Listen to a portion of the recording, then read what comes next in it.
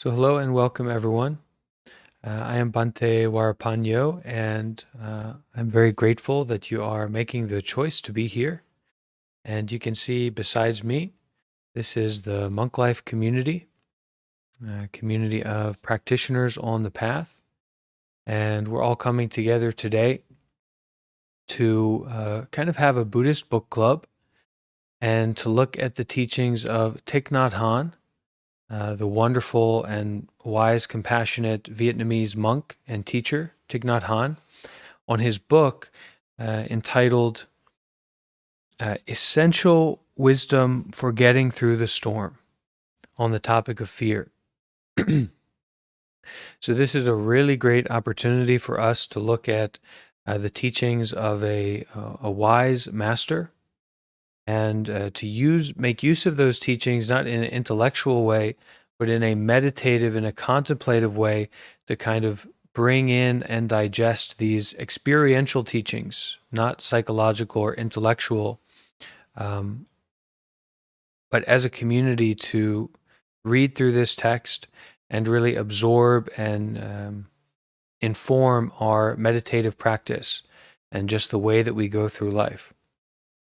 I know that for myself and for a lot of people, fear is something that comes up a lot. Fear, dread, worry, anxiety, and sometimes it can be expressing in a way that feels unmanageable, and it feels that there's not a capacity to get through the storm of that fear, that difficulty. So we have a chance now to look at this text together and to be inspired and supported by the community aspect of this gathering. So there's like a lot of energy to really listen deeply and to receive these teachings and this wisdom for the heart. So let's make the best use of it. The way that these book clubs, these Buddhist book clubs have gone in the past is I'm usually the main person who's reading it. And then there also is the opportunity to ask questions or to bring something up. So at certain times in our live stream, in our event, I may, kind of stop reading and ask if anyone has something to share or if anyone has a question about the topic, or if you feel particularly inspired to share something about what's been read, then we can do that. And as the days go by, as we move through this book, if someone else does want to volunteer to read, then that's also possible, right?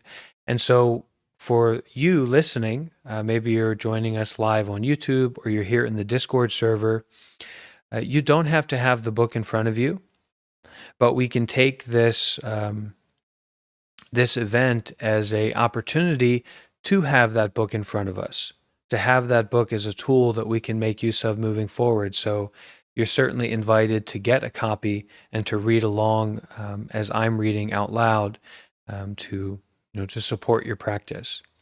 And this is most likely one of those books that you do want to have laying around. You do want to read once, twice, 3 times, something you go back to. Thich Nhat Hanh's books tend to have that quality to them. Okay, does that sound good for everyone? Sound like a good idea to practice this way together? And we do have a bit of a program where if anyone here would really does feel inspired and would love to have a copy of the book in front of them, but they are not financially able to do so, then we will support you. We will make sure that you can get a copy, okay? But please, this for the exceptional case of someone who you really want to have a copy of this book, you really want to make use of it, and we'll support you to do that. And all of the funds from purchasing Thich Nhat Hanh's books, they go to his organization, which is actively creating community centers, doing a lot of good in the world. So we can feel that it's an act of generosity to purchase a book and to have it for ourselves and then maybe to give it to a friend. All right. So I invite everyone to make sure that you're comfortable. Okay. Your body is comfortable in a nice position. Maybe take a few deep breaths and bring the mind home to the body. The way that we are listening to this book and reading through it is really from the heart and from the body. We're kind of listening from our breathing. So I encourage you to uh, really connect with your breath and your body at the present moment and get settled and get comfortable as we start to go into this text together. And we can feel that inspiration and also the safety and the support of everybody who's gathered here together live. We have a lot of people showing up, and a lot of people that I know are quite sincere, lovely people. So there's that Sangha power, community power that we can tune into. When we get a little bit bored, we can remember, oh, we've got friends that we're looking at this with. So really invited to be with your breathing in your body right now. Okay?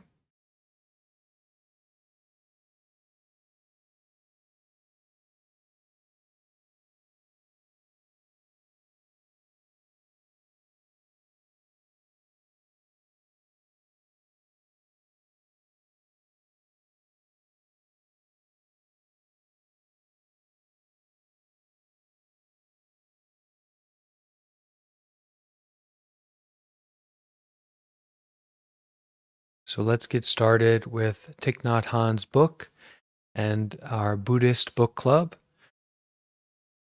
Fear, Essential Wisdom for Getting Through the Storm.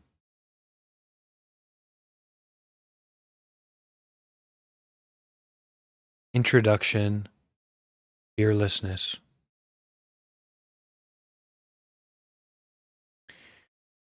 Most of us experience a life full of wonderful moments and difficult moments. But for many of us, even when we are most joyful, there is fear behind our joy. We fear that this moment will end.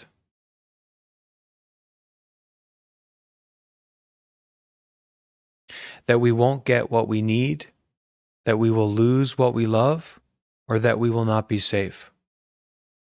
Often our biggest fear is the knowledge that one day our bodies will cease functioning. So even when we are surrounded by all the conditions for happiness, our joy is not complete.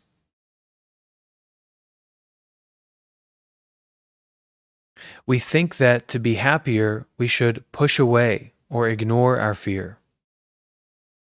We don't feel at ease when we think of the things that scare us, so we deny our fear away. Oh no, I don't want to think about that.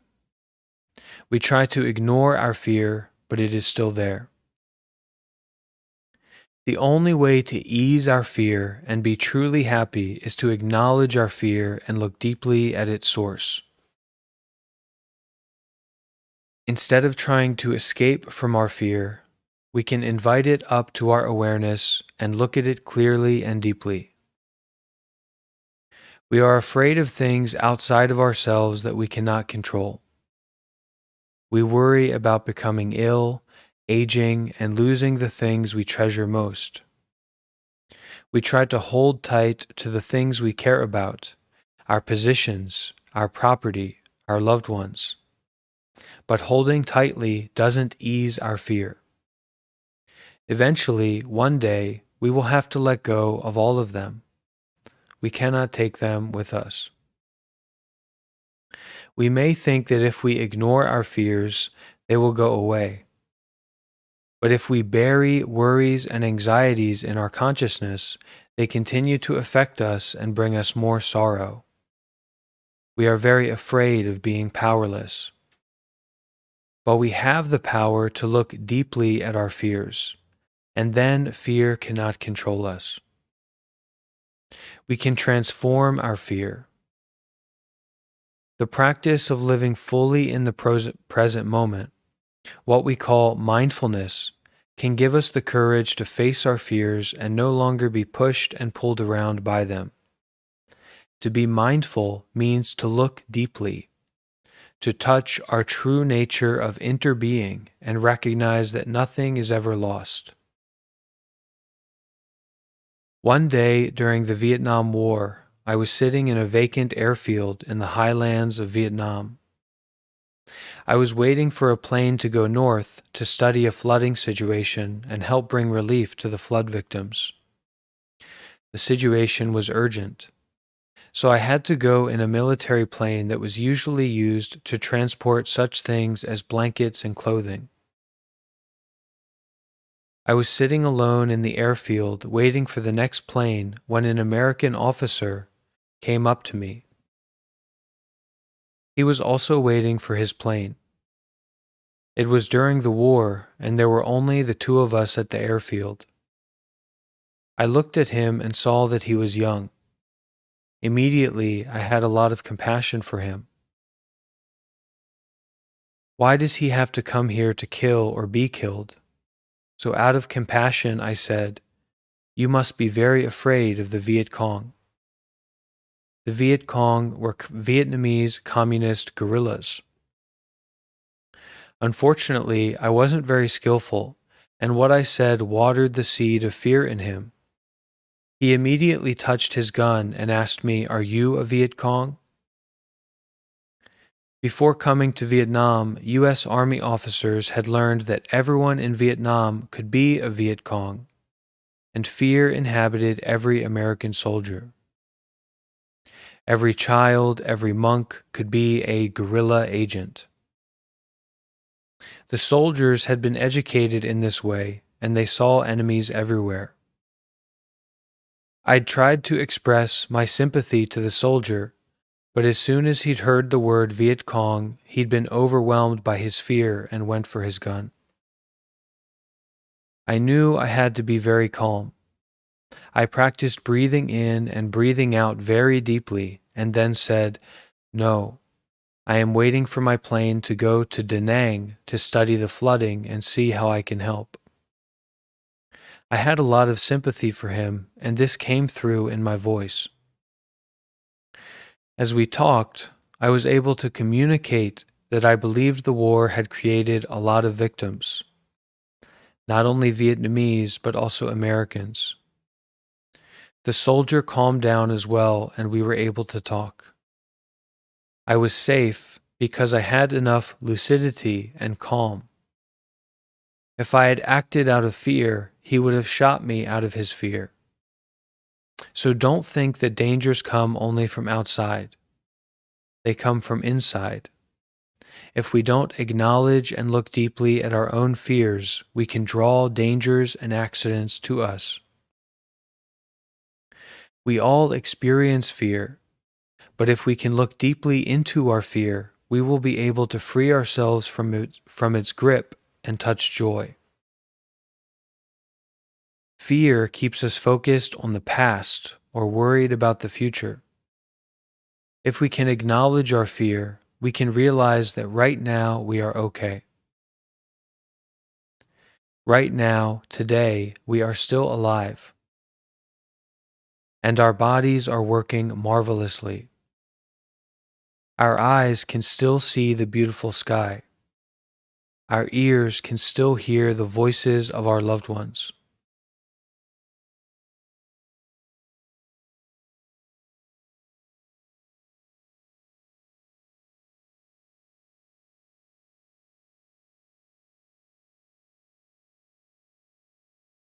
So as we listen to this reading and as we go through these teachings,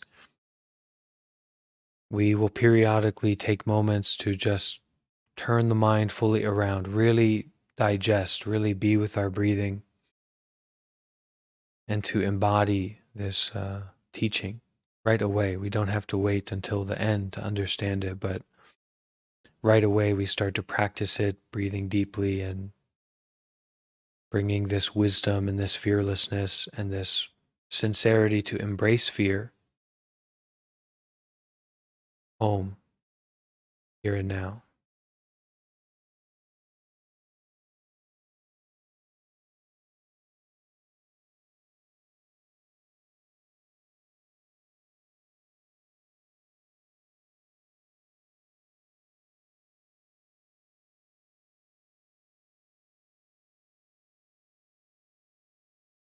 The first part of looking at our fear is just inviting it into our awareness without judgment. We just acknowledge gently that it is there. This brings a lot of relief already.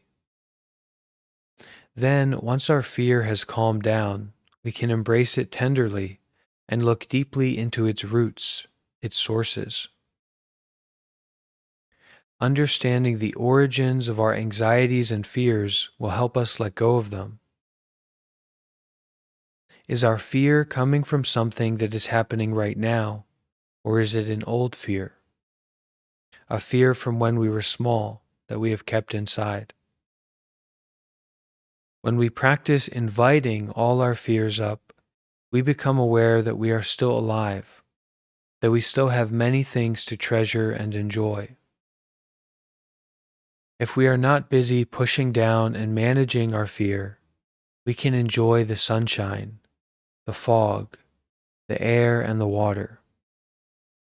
If you can look deeply into your fear and have a clear vision of it, then you really can live a life that is worthwhile.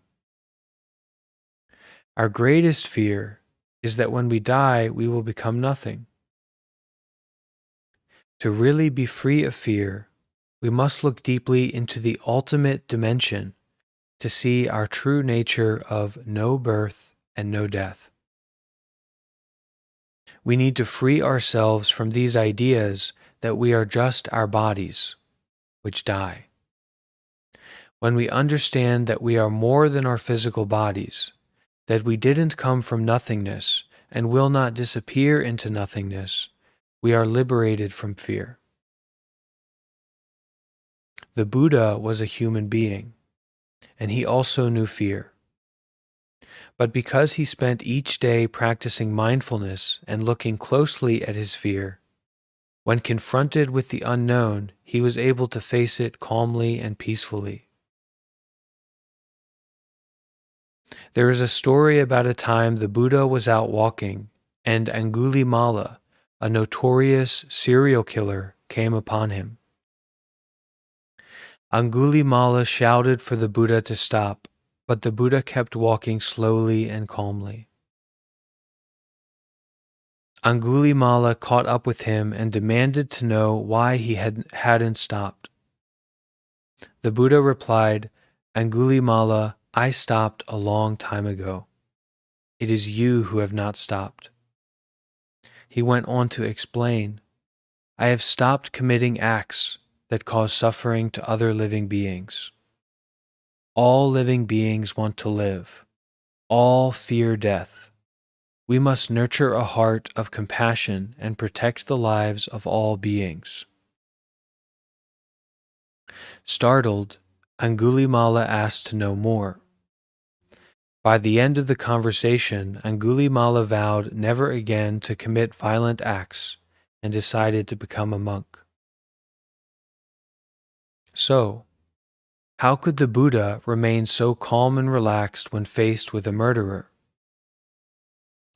This is an extreme example, but each of us faces our fears in one way or another every day. A daily practice of mindfulness can be of enormous help. Beginning with our breath, beginning with awareness, we are able to meet whatever comes our way. Fearlessness is not only possible, it is the ultimate joy. When you touch non-fear, you are free. If I am ever in an airplane and the pilot announces that the plane is about to crash, I will practice mindful breathing. If you receive bad news, I hope you will do the same. But don't wait for the critical moment to arrive before you start practicing to transform your fear and live mindfully. Nobody can give you fearlessness. Even if the Buddha were sitting right here next to you, he couldn't give it to you. You have to practice and realize it yourself. If you make a habit of mindfulness practice, then when difficulties arise, you will already know what to do.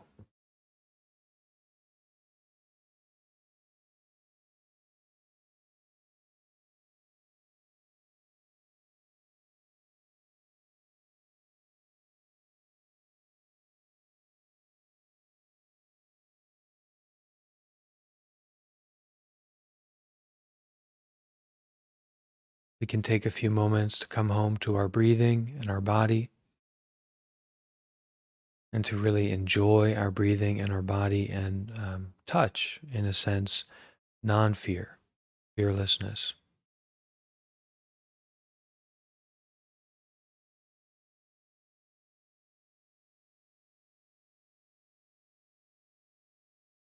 And whatever fear is there, whatever anxiety is there, we can invite it to be with us.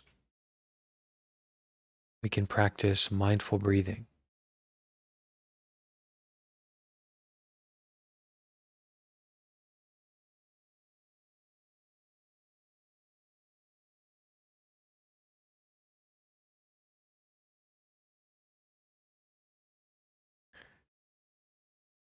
Section 2, a time before. Many of us don't remember this, but a long time ago we lived inside our mother's wombs. We were tiny, living human beings. There were two hearts inside your mother's body, her own heart and your heart. During this time, your mother did everything for you. She breathed for you, ate for you, drank for you. You were linked to her through your umbilical cord. Oxygen and food came to you through the umbilical cord, and you were safe and content inside of your mother. You were never too hot or too cold. You were very comfortable. You rested on a soft cushion made of water. In China and Vietnam, we call the womb the palace of the child. You spent about 9 months in the palace. The 9 months you spent in the womb were some of the most pleasant times of your life. Then the day of your birth arrived. Everything felt different around you, and you were thrust into a new environment. You felt cold and hunger for the first time. Sounds were too loud, lights were too bright. For the first time you felt afraid. This is original fear. Inside the palace of the child, you didn't need to use your own lungs. But at the moment of your birth, someone cut the umbilical cord and you were no longer physically joined with your mother. Your mother could no longer breathe for you. You had to learn how to breathe on your own for the first time. If you couldn't breathe on your own, you would die. Birth was an extremely precarious time. You were pushed out of the palace and you encountered suffering. You tried to inhale, but it was difficult. There was some liquid in your lungs, and to breathe in, you had to first push out that liquid. You were born, and with that birth, our fear was born along with the desire to survive. This is original desire. As infants, each one of us knew that to survive, we had to get someone to take care of us. Even after our umbilical cord was cut, we still had to rely entirely on adults to survive. When you depend on someone or something else to survive, it means that a link, a kind of invisible umbilical cord, is still there between you. When we grow up, our original fear and original desire are still there. Although we are no longer babies, we still fear that we cannot survive, that no one will take care of us. Every desire we will have in our lives has its root in this original fundamental desire to survive. As babies, we all find ways to ensure our survival. As babies, we may have felt very powerless. We had legs but couldn't walk. We had hands but couldn't grasp anything. We had to figure out how to get someone else to protect us, take care of us, and ensure our survival.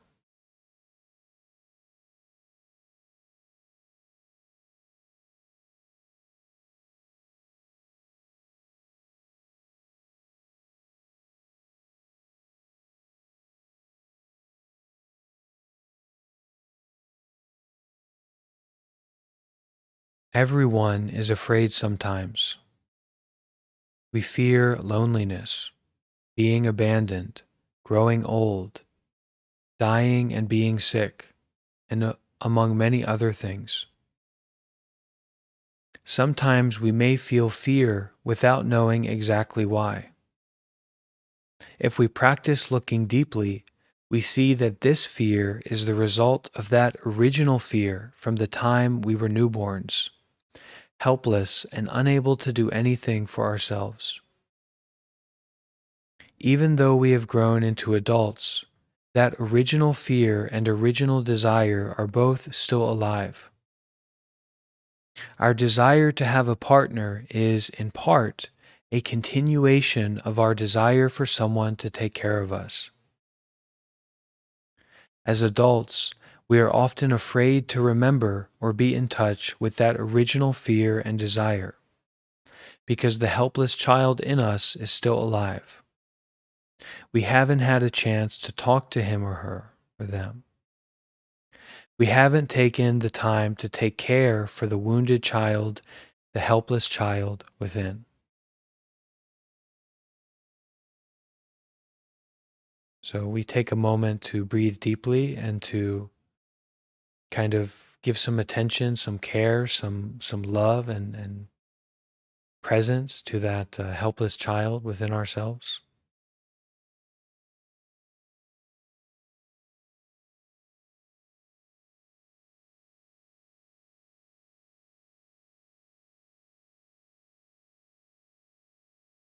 Breathing deeply with mindfulness,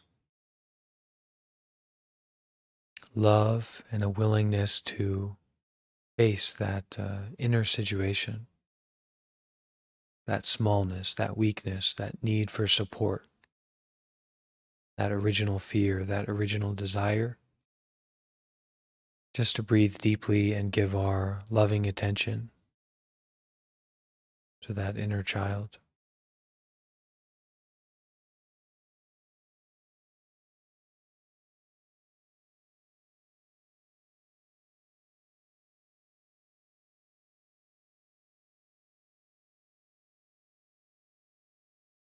Breathe as deeply as you need to bring this sense of presence and care and aliveness and freshness to your mind and body.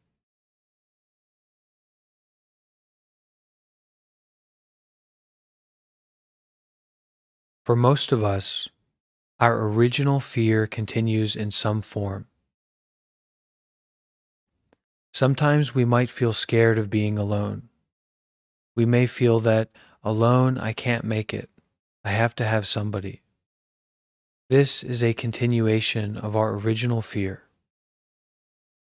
If we look deeply, however, we will find that we have the capacity to calm our fear and find our own happiness.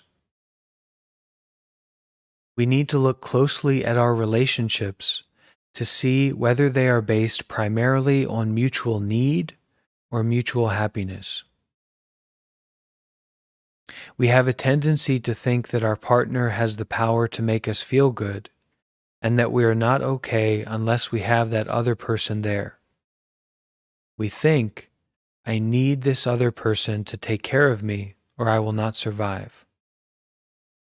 If your relationship is based on fear rather than on mutual understanding and happiness, it doesn't have a solid foundation. You may feel you require that person for your own happiness, and yet at some point you may find the presence of the other person to be a nuisance and want to get rid of them. Then you know for sure that your feelings of peace and security did not really come from that person. I'd like to read this line again because this is kind of an insight line. Gain a clear insight about the nature of relationships, especially codependent relationships that we get into, romantic relationships. We need to look closely at our relationships to see whether they are based primarily on mutual need or mutual happiness. We have a tendency to think that our partner has the power to make us feel good and that we are not okay unless we have that other person there. We think, I need this person to take care of me or I will not survive. If your relationship is based on fear rather than on mutual understanding and happiness, then it doesn't have a solid foundation. You may feel you require that person for your own happiness. Okay, so you may feel that this person is needed, necessary for your happiness. And yet, at some point, you may find the presence of the other person to be a nuisance and want to get rid of them. Then you know for sure that your feelings of peace and security did not really come from that person. They are coming from within. Similarly, if you like to spend a lot of your time at a cafe, it may not be because that particular cafe is so interesting. It may be because you are afraid of being alone. You feel that you always have to be with other people. When you turn on the television, it may not be because there is a fascinating program you want to see. It's because you are afraid of being alone with yourself. If you're afraid of what other people might think of you, it comes from that same place. You are afraid that if others think negatively about you, they won't accept you and you will be left all alone, in danger. So if you need others to always think well of you, that is a continuation of that same original fear. If you regularly go shopping to buy yourself new clothes, it is because of that same desire. You want to be accepted by others. You are afraid of rejection. You are afraid you will be abandoned and left alone, with no one to take care of you. We have to look deeply to identify the original, primal fear and desire that are behind so many of our behaviors. Every one of the fears and desires that you have today is a continuation of original fear and desire.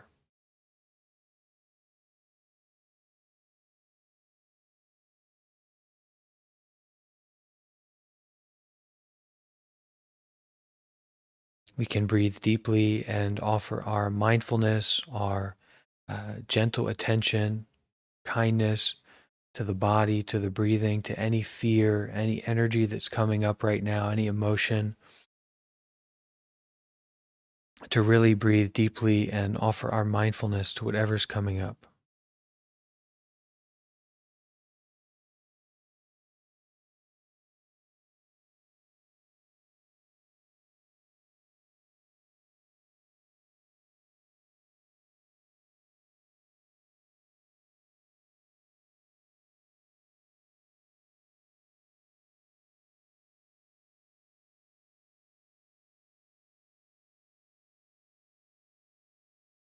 One day I was walking, and I felt something like an umbilical cord linking me to the sun in the sky.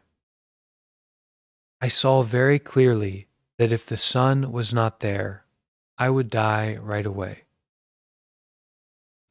Then I saw an umbilical cord linking me to the river. I knew that if the river wasn't there, I would also die, because there would be no water for me to drink. And I saw an umbilical cord linking me to the forest.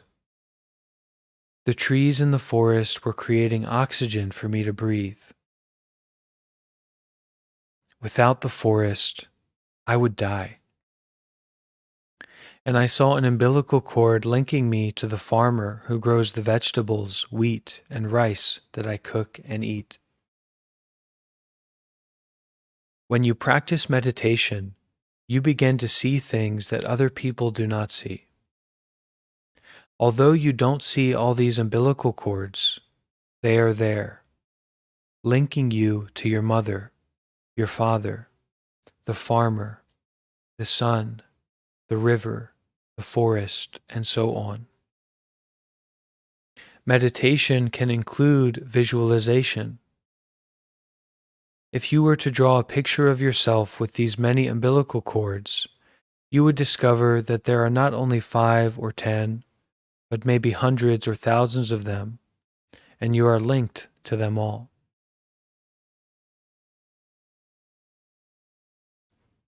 In Plum Village, where I live in southwest France, we like to use gathas, which are short practice poems that we recite silently or out loud throughout the day to help us live deeply every action of our life.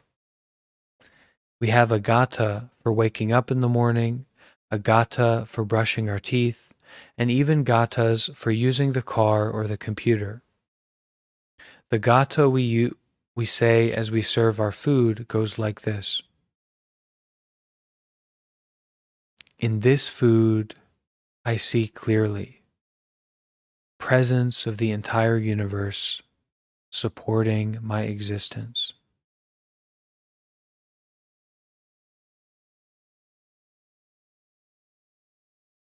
We can try to use that for our breathing as well, for this breath as a small exercise.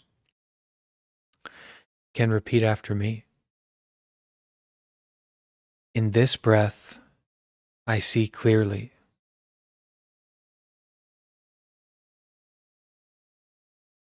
The presence of the entire universe supporting my existence.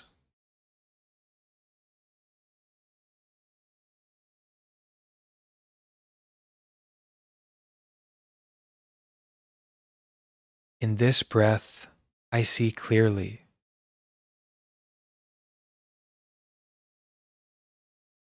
The presence of the entire universe supporting my existence.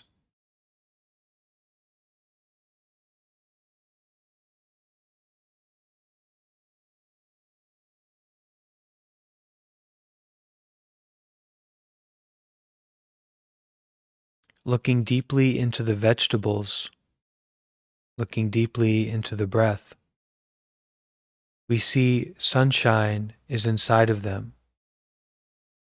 A cloud is inside. The earth is inside. And a lot of hard work, loving work, is also there in the food before us. Looking in this way, even if no one else is sitting down with us to share that meal, we know that our community, our ancestors, Mother Nature, and the whole cosmos are right there with us and inside us in every moment. We never need to feel alone. One of the first things we can do to soothe our fear is talk to it. Okay, let me read that line again. One of the first things we can do to soothe our fear is to talk to it. You can sit down with that fearful child inside and be gentle with him or her or them. You might say something like this. Dear little child, I am your adult self. I would like to tell you that we are no longer a baby, helpless and vulnerable. We have strong hands and strong feet. We can very well defend ourselves. So there is no reason why we have to continue to be fearful anymore.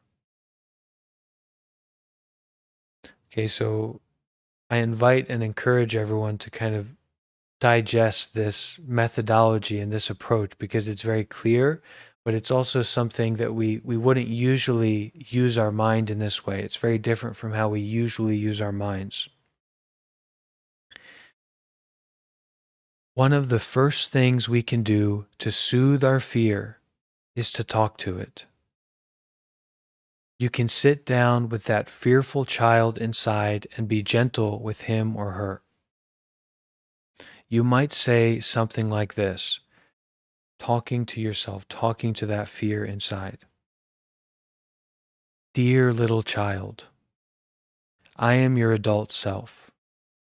I would like to tell you that we are no longer a baby, helpless and vulnerable. We have strong hands and strong feet. We can very well defend ourselves. So there is no reason why we have to continue to be fearful anymore.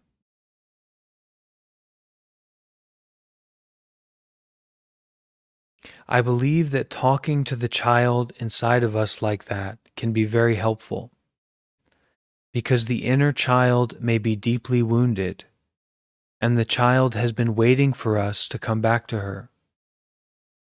All her childhood wounds are still there, and we have been so busy that we have had no time to go back and help the child heal. That is why it is very important to take time to go back, to recognize the presence of the wounded child in us, to talk to him and try to help him heal. We can remind him several times that we are no longer a helpless child.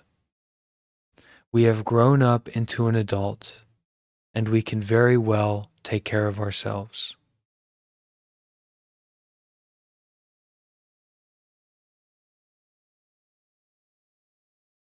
So, does anyone feel inspired to share something about this kind of practice or ask a question? And it looks like Sila did have a question, and they wrote it down here. So Sila said, "What if we don't feel like we can very well defend ourselves? That's the inner child that you need to talk to. That's the one that you need to say to them, 'Don't worry, we can do this. You are not helpless anymore. I am here for you. I am going to help you. We are going to be okay.'"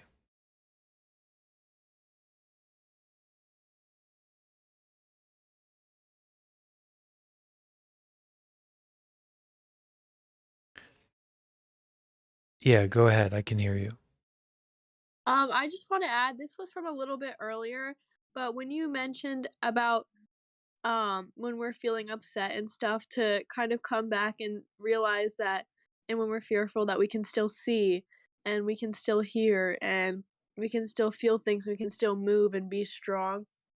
Honestly, like, I'm a very I consider myself a very, grounded person, but that just made me tear up because I know some people know my dad is currently facing a disease where there's no cure and you just slowly lose all motor, functions, and your body obviously just becomes paralyzed very slowly and there's no cure. And I was feeling upset before I joined the call because, I was thinking to myself, like, I'm too young to go through this. Like, I'm so unlucky. And so many other people my age are just able to live without this weight on them and without losing a parent and stuff. But then when you said that, it reminded me not only that I'm so lucky to have this, but it's a very real thing that is going to affect us at one point. Probably, majority of people don't live their whole lives just with perfect mobility and consciousness until the end, so I really hope that everyone is able to be more grateful for that, because I kind of took it for granted and let it go through one ear and out the other before it directly impacted my family. And my dad was a martial artist his whole life. He had the mindset of a martial artist, the physicality of a martial artist, but those things happen. So it really is true that we have to stay present and especially appreciate our mobility and our ability to do things, little small things. So thank you. Thank you, dear.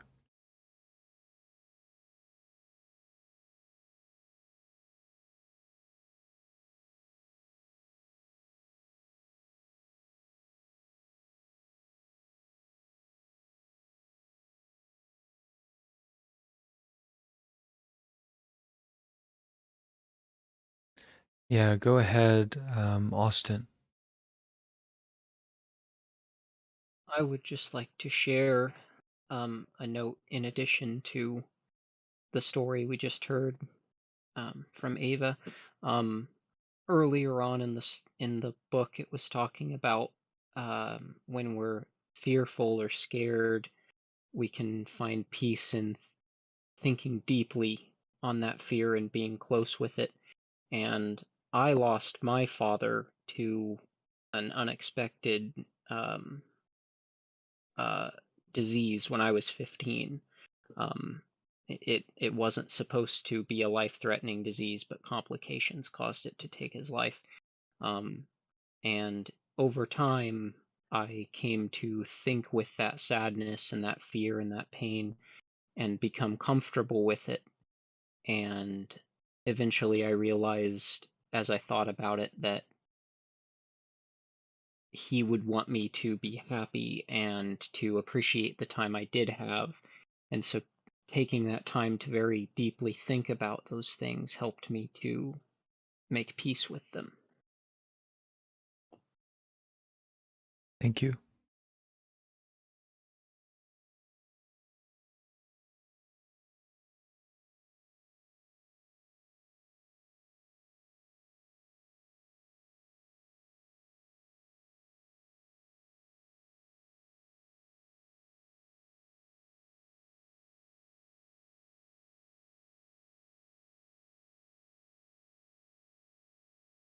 So in Thich Nhat Hanh's books, and books of this style and this tradition, there tends to be this teaching portion that includes practices that we can do, and then a kind of a walkthrough of that practice.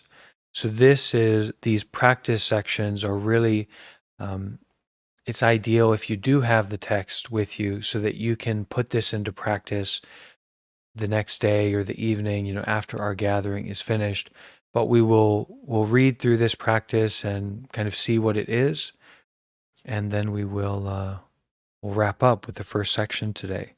Somehow we've already been going for more than 40 minutes, so it's a joy to practice like this together. So this is the practice of talking to your inner child. Put down 2 cushions. First, sit on one cushion and pretend you are the helpless, vulnerable child. You express yourself, dear one. And for anyone who maybe doesn't understand, so it's like a cushion. Usually we sit on a cushion for the meditation practice. So in your living room, on the floor, something like that, you put down 2 pillows that are like sitting spots for sitting on the floor comfortably. You'll put down 2 pillows next to each other. So put down 2 cushions. First, sit on one cushion and pretend you are the helpless, vulnerable child. You express yourself. You speak out. Dear one, I am very helpless. I cannot do anything. It's very dangerous. I am going to die. Nobody is taking care of me. You have to speak the language of the baby. Here, to speak the language of the baby is that sometimes we superimpose our adult mind onto the baby fear, on the original fear. And we're missing out on the core aspect of that fear, which is we feel in danger. We feel vulnerable. We feel afraid. Something's going to happen to us and we can't protect ourselves. We can't take care of ourselves. We can't nourish ourselves. So this can become this big, complicated, situation, this big adult situation that we imagine. But what we're actually dealing with here is our fear that we aren't safe, that we can't take care of ourselves. So we can emphasize to actually speak the language of the baby, right? I feel afraid. I am worried. I don't know what's going to happen. Not that convoluted, scary stuff. It's like a horror film. we create for ourselves, right? So you don't need to be a director of your own horror film, but more to express that baby that is just afraid and worry and doesn't know if it's going to be okay. You express that, right? That's this original fear. That's where this fear is actually coming from. So you express yourself. Dear one, I am very helpless. I cannot do anything. It is very dangerous. I am going to die. Nobody is taking care of me. You have to speak the language of the baby. And while you are expressing yourself like that, if the feelings of fear, hopelessness, stress, and helplessness come up, please allow them to come up and recognize them.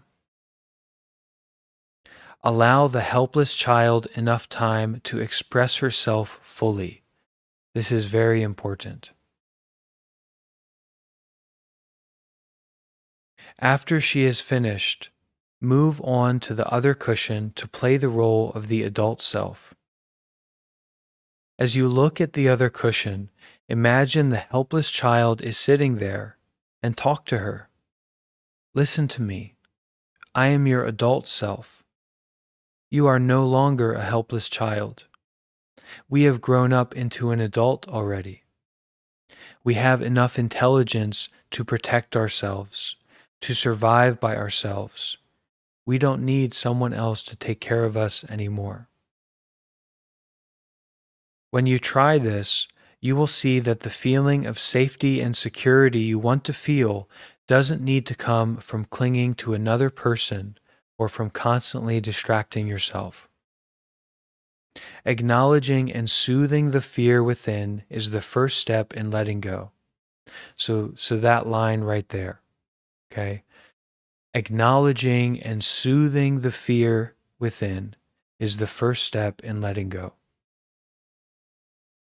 Understanding that we are now safe is essential for those who have suffered abuse, fear, or pain in our past. Once again, this is a core line, okay? Core teaching, core principle here. Understanding that we are now safe is essential for those of us who have suffered abuse, fear, or pain in our past. Sometimes we may need a friend, a brother, a sister, a teacher to help us not fall back into the past. We have grown up. We are now capable not just of defending ourselves, but of living fully in the present moment and giving to others.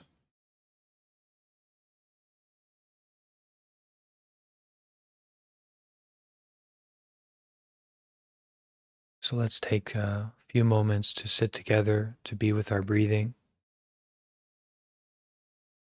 And we can have this mindset of that parental mind, that caretaker mind inside of ourselves. You know, we've grown up, we're strong, and that right now we are capable not just of defending ourselves, not just of taking care of ourselves, not just of nurturing ourselves and soothing ourselves. We're capable not just of that, but of living fully in the present moment and giving to others and offering to others. So as we sit for these few moments in mindfulness, in sincere breathing, we can feel not only that truth that we can take care of ourselves, that we have grown up, that we can be fully in the present, but also to give to others. And we can know that we are not doing that alone. We are doing that as a family. We are doing that as a Sangha body, community of practice. Let's breathe and enjoy together for a few moments.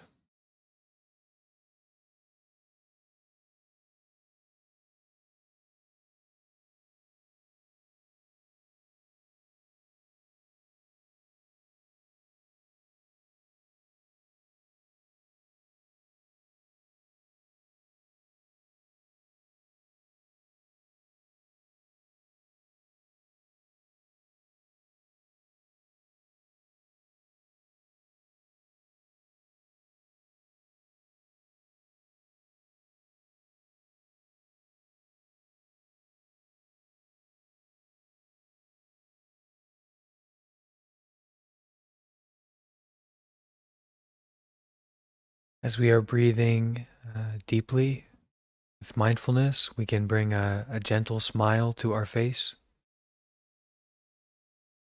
We can bring a little bit of happiness to this moment and enjoyment to this moment.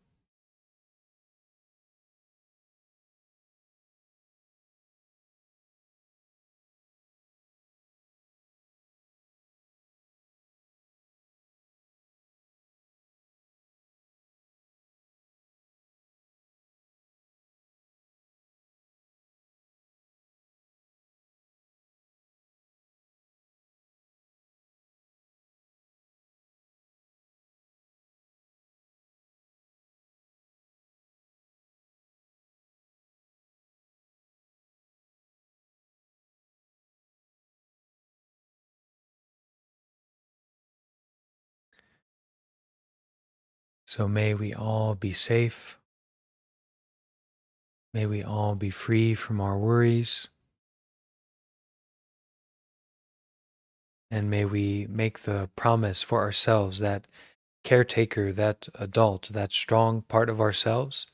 May we make that promise to our inner child, which is there, right? That original fear, that original desire, that we are going to show up and we are going to take care, and that that child inside of ourselves doesn't need to be afraid, doesn't need to worry anymore. And that if the fear does come up, if the worry does come up, we will be there to meet it. We make that promise together.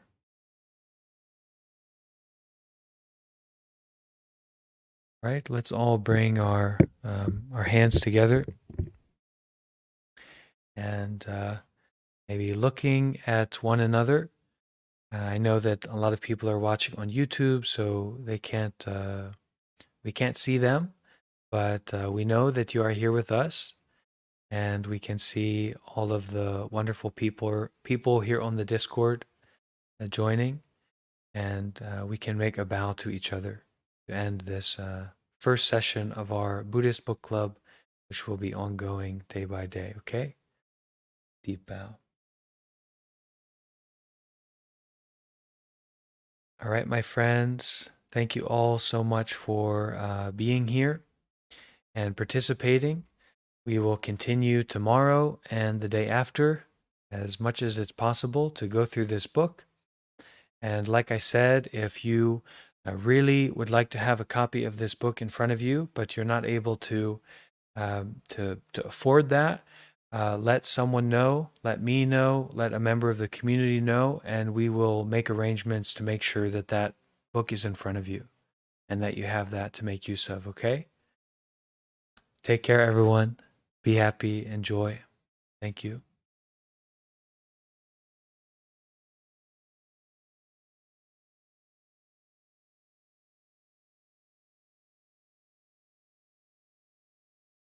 Ah, what a joy. What a wonderful time today. Everyone on YouTube, don't be shy to leave a like, to share, and thank you so much for being here.